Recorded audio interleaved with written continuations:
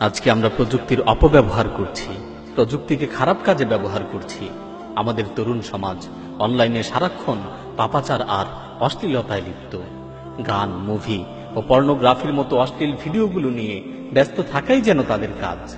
হে যুবক, তুমি তোমার যৌবনের হেফাজত করো। হে যুবক, তুমি তোমার চোখের হেফাজত করো। তুমি একাকী কম্পিউটারের সামনে বসে বসে পাপাচার করছো আর মনে মনে ভাবছো পৃথিবীর কেউ তো তোমাকে দেখছে না। মনে রেখো, তোমাকে পৃথিবীর কেউ দেখুক আর না দেখুক, আল্লাহ সুবহানাহু ওয়া তাআলা কিন্তু ঠিকই দেখছেন। পৃথিবীর কেউ তোমার পাপাচার সম্পর্কে জানুক আর না জানুক, আল্লাহ সুবহানাহু ওয়া তাআলা কিন্তু ঠিকই জানেন। তুমি কম্পিউটারের ব্রাউজিং হিস্টোরি থেকে তোমার পাপাচারকে যতবারই ডিলিট করো না কেন, মনে রেখো আল্লাহর কাছে তোমার পাপাচারের হিস্টোরি কিন্তু ঠিকই থেকে যাচ্ছে। কিরামান কাতিবিন তথা সম্মানিত লেখক ফেরেশতাগণ তোমার অপরাধগুলোকে লিখে রেখেছেন। কিয়ামতের দিন সকলের সামনে তোমার অপরাধগুলোকে প্রকাশ করে দেয়া হবে। আজকে তুমি যেই হাত দিয়ে কিবোর্ড চাপছো, যেই হাত দিয়ে মাউস নাড়ছো, যে চোখ দিয়ে অশ্লীল জিনিসগুলো দেখছো, সেই হাত, সেই চোখ সেদিন তোমার বিরুদ্ধে সাক্ষী দিবে।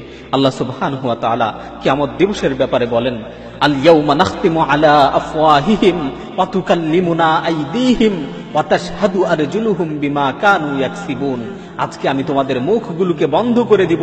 আজকে তোমাদের অপরাধের ব্যাপারে তোমাদের হাত কথা বলবে, তোমাদের পা কথা বলবে। আজকে তোমাদের অপরাধের ব্যাপারে তোমাদের হাত পা সাক্ষী দিবে। সুতরাং হে যুবক, দুনিয়ার মানুষকে নয়, ওই মহান সত্তাকে ভয় করো, ওই মহান আল্লাহকে ভয় করো, যার কাছে কোনো বিষয় গোপন থাকে না, যিনি আলিমুম বিযাতি সুদূর, যিনি তোমার অন্তরের বিষয় সম্পর্কে জ্ঞাত, যিনি আল্লামুল গায়ুব, যিনি গায়েবের খবর রাখেন। সেই মহান প্রতিপালককে ভয় করো, সেই মহান রবকে ভয় করে সকল অশ্লীলতা ও পাপাচার থেকে বিরত থাকো।